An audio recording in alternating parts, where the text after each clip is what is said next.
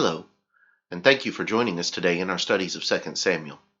Today we're in 2 Samuel chapter 21, and there's going to be here a situation which is going to come upon Israel because of a wrong that has not been corrected, from a crime that has been committed that has not been brought to justice. And so let's see what happens here in 2 Samuel 21. Beginning in verse 1, we read, "Now there was a famine in the days of David for 3 years, year after year. And David inquired of the Lord, and the Lord answered, It is because of Saul and his bloodthirsty house, because he killed the Gibeonites. So the king called the Gibeonites and spoke to them. Now the Gibeonites were not of the children of Israel, but of the remnant of the Amorites. The children of Israel had sworn protection to them, but Saul had sought to kill them in his zeal for the children of Israel and Judah. Therefore David said to the Gibeonites, What shall I do for you?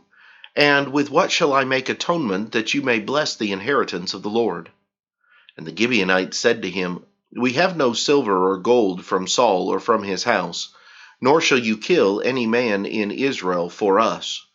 So he said, Whatever you say, I will do for you. Then they answered the king, As for the man who consumed us and plotted against us that we should be destroyed, from remaining in any of the territories of Israel, let 7 men of his descendants be delivered to us, and we will hang them before the Lord in Gibeah of Saul, whom the Lord chose. And the king said, I will give them. But the king spared Mephibosheth, the son of Jonathan, the son of Saul, because of the Lord's oath that was between them, between David and Jonathan, the son of Saul.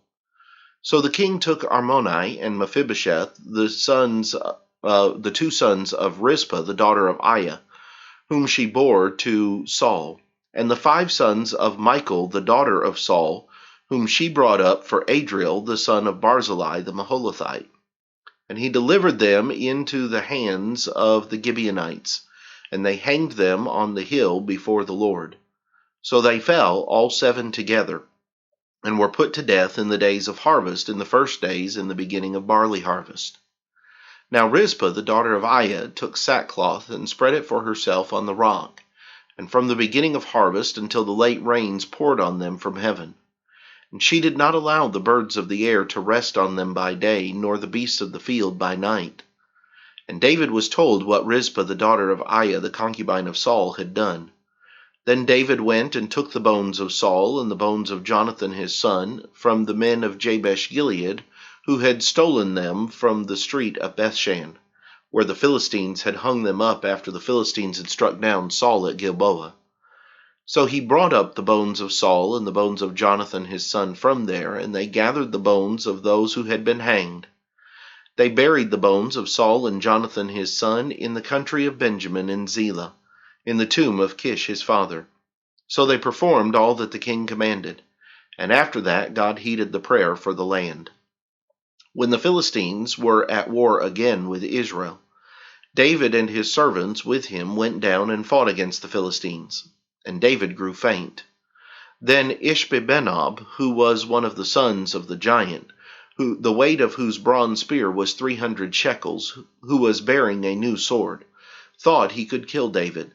But Abishai, the son of Zeruiah, came to his aid, and struck the Philistine and killed him. Then the men of David swore to him, saying, You shall go out no more with us to battle, lest you quench the lamp of Israel. Now it happened afterward that there was again a battle with the Philistines at Gob.